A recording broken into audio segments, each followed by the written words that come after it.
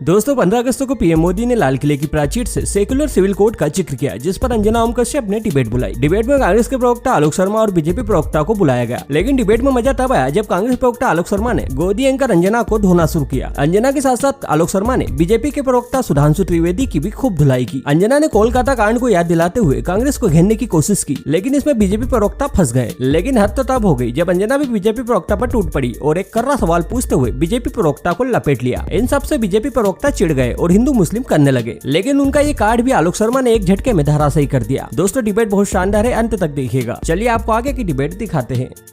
एक secular civil code, वो कह रहे हैं कि सवाल यही है ना, यूनिफॉर्म सिविल कोड को लेकर तो आपकी पार्टी का स्टैंड होगा कुछ। पीएम कह रहे हैं कि अभी तक जो चल रहा था कम्युनल था, यानी उनका साफ साफ इशारा मुस्लिम अपीजमेंट, मुस्लिम तुष्टीकरण पर है पिछली सरकारों को। जवाब दीजिए, होना चाहिए सरकार के इस फैसले से आप लोग। रुको जरा, सब्र करो। सबसे पहले तो यही है कि आज स्वतंत्रता दिवस है, पूरे देश को बधाई। और बहुत अच्छा लगता, देश के प्रधानमंत्री भी लाल किले से प्राचीर से अगर किसी तरह की स्वतंत्रता की बात करते, इंस्टीट्यूशंस की स्वतंत्रता की बात करते, आगे किस तरह से आगे देश बढ़ेगा स्वतंत्र होकर, उसकी बात करते। लेकिन आज भी विभाजनकारी तमाम शब्दावली का इस्तेमाल किया गया।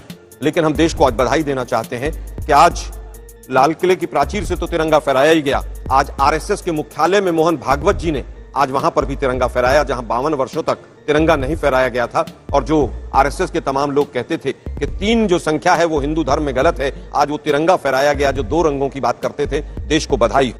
Oh my God! दूसरी चीज, आज जो बात कही गई सेक्युलर की, ये 240 का ही नतीजा है कि जो एक अकेला सब पर भारी व्यक्ति था, आज वो सेक्युलरिज्म की बात कर रहा है। आज के बाद मुझे लगता है बीजेपी के तमाम लोग जो सेक्युलर शब्द इस्तेमाल किया गया संविधान में संशोधन करके इंदिरा जी के द्वारा, आज उसका स्वागत कर रहे हैं। हम उनका धन्यवाद करना चाहते हैं। अब बात आती है स्वीकार्यता की। सुधांशु भाई ने कहा कि स्वीकार्यता के साथ हम यूनिफॉर्म सिविल कोड या सेक्युलर सिविल कोड लेकर आएंगे। अभी तक तो कोई स्वीकार्यता की बात नहीं थी, अभी तो सब कुछ बुलडोज हो रहा था। अब बात आती है कि क्या स्वीकार होगा। 11 साल में आप लोगों से ड्राफ्ट तो बना नहीं है, जबकि लॉ कमीशन ने 2019 में स्वयं कहा कि यूनिफॉर्म सिविल कोड की आवश्यकता नहीं। हम तो पूछना चाहते हैं, यूसीसी अगर लाना था तो गुजरात में आज तक क्यों नहीं आया? और गोवा में जिस तरह का यूसीसी आया है, क्या तमाम माताएं बहनें उसको स्वीकार करेंगी? क्या गोवा में बहु विवाह वापस आए कि एक पत्नी से अगर संतान उत्पत्ति नहीं होती है तो दूसरी शादी की परमिशन हो? क्या देश इस चीज को स्वीकार करेगा? मैं समझता हूं कि आज भी केवल विभाजनकारी डिवाइसिव, जिस तरह से डिवीजन करने वाली एक भाषण की भाषा शैली होती है चुनाव के अंदर, वैसी ही भाषा शैली थी। आज बजट और चुनाव के भाषण को मिला लीजिए, बस 2 शब्द नहीं थे, मुजरा और मंगलसूत्र, बाकी उसी तरह की भाषा। सेक्युलर शब्द था, फिर तो आपको अच्छा लगा होगा। देखिए पूरे देश को अच्छा लगेगा। अगर सेक्युलरिज्म की बात होगी तो पूरा देश खुश होगा, केवल आरएसएस को छोड़कर। यूनिफॉर्म की तीसरी बार लगातार, आलोक जी आप ही से सवाल पूछ रही हूँ, तीसरी बार लगातार खुद अपने दम पर बीजेपी नहीं लेकिन एनडीए प्री पोल अलायंस में जीत हासिल करती है, उनकी सरकार बनती है। यानी आपको एक मजबूत विपक्ष के तौर पर विपक्ष में ही बैठाने का जनता ने मैंडेट दिया है। आलोक जी, ऐसे में आप लोग लीड क्यों नहीं लेते हैं? मैं जब आपसे यूनिफॉर्म सिविल कोड पर कांग्रेस पार्टी का स्टैंड पूछती हूँ तो ऐसे मुद्दों पर प्रखर होकर आप लोग अपनी बात क्यों नहीं कहते? क्योंकि इस पर ये तो अपना एजेंडा जो भी है उसको सामने रखते हैं कि हम कम्युनल सिविल कोड खत्म करेंगे, हम मुस्लिम अपीजमेंट खत्म करेंगे, हम यूनिफॉर्म सिविल कोड लाएंगे।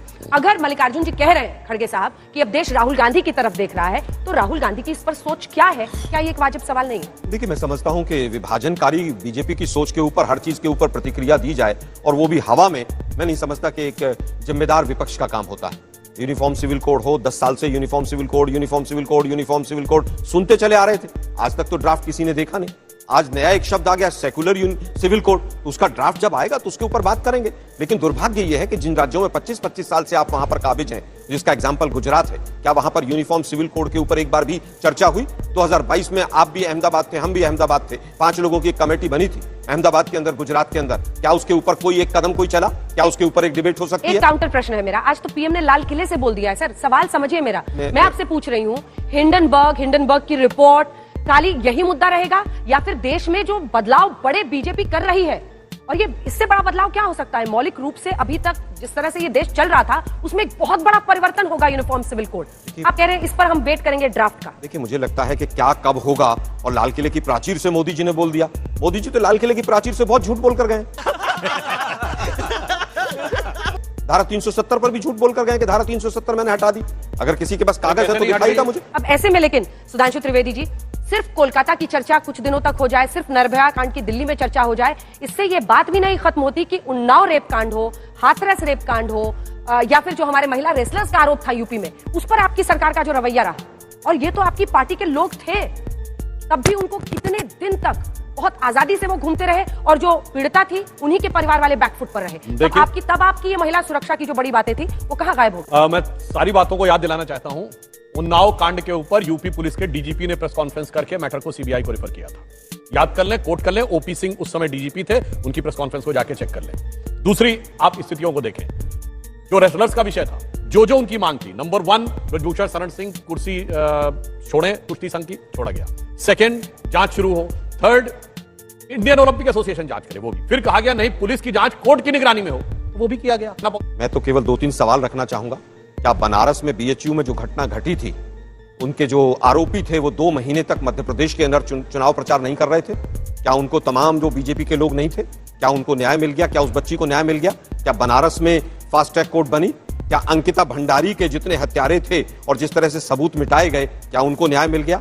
सुप्रीम कोर्ट के कहने पर एफआईआर ब्रजभूषण शरण सिंह के ऊपर हुई, सरकार उसको आखिरी दम तक बचाती रही, और अंत में जब उसको कहीं पर जो जनता का दबाव था उसकी वजह से उनके बेटे को टिकट भी देने के लिए बीजेपी मजबूर हुई। अगर बीजेपी एफआईआर अपने आप करती तो हम मानते कि आप पूरी तरह से संवेदनशील है। कठुआ के रेपिस्ट के साथ बीजेपी की पूरी टीम जम्मू कश्मीर में नारे लगाती हुई पाई गई। निर्भया फंड का उपयोग जिस तरह से एडवर्टीजमेंट पे हुआ, ये देश सोचे, ये बहुत गंभीर विषय है। आज इसको न मैं राज्यों में बांटूंगा न धर्म में बांटूंगा। कर्नाटक में तो आप ही के सभासद थे जिनकी बेटी की खुलेआम चाकू मार के हत्या कर दी गई थी। अरे आपकी पार्टी के कांग्रेस के सभासद, और वो सीधे कह रहे हैं कि फला ने इसकी हत्या की है। और उसके बाद गृह मंत्री क्या कह रहा है? कर्नाटक का अपनी पार्टी के नेता के लिए कह रहा है कि नहीं, ये तो भ्रम फैलाया जा रहा है, ऐसा कुछ नहीं, उनमें आपस में अफेयर था। जनाब, इससे ज्यादा दुखद नहीं होता, क्योंकि आपने तौला वोट के तराजू पे तो अपना नेता और उसकी बेटी की हत्या को भी किनारे डाल दिया। प्रज्वल रवन्ना वाली केस की बात कर रहे हैं? नहीं, मैं उसी समय पर और बीजेपी की भाषण दे सरकार रहे थी हैं। वहां पर। प्रज्वल रेवन्ना ने जो कांड किए वो बीजेपी की सरकार के रहते हुए किए।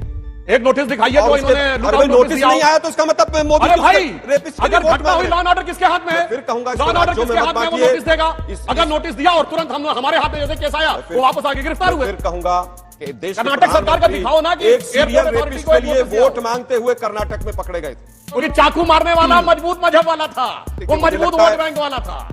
देश के प्रधानमंत्री भी दंगाइयों को कपड़े से पहचानते हैं, और यहाँ पर सुधांशु भाई भी रेपिस्ट को धर्म और जाति के चश्मे में देख रहे हैं। आपने देखा, इसीलिए न्याय नहीं मिला। आपने देखा, इसलिए कार्रवाई नहीं की। आपने जितने एग्जाम्पल दिए उसमें हिंदू मुस्लिम एंगल थे। नहीं, मैंने तो कुछ नहीं बोला। अंकिता भंडारी का नाम लेने की आपकी हिम्मत नहीं है। अरे तो आपकी सरकार, सुनिए ना, आप सुनना नहीं चाहते, दिक्कत ये, आप एक कमिटमेंट करके जाइए कि अंकिता भंडारी के केस को 1 साल से ज्यादा हो गया, अगले 1 साल में उस दरिंदे को फांसी पर पहुंचा देंगे, आप कमिट करके जाइए।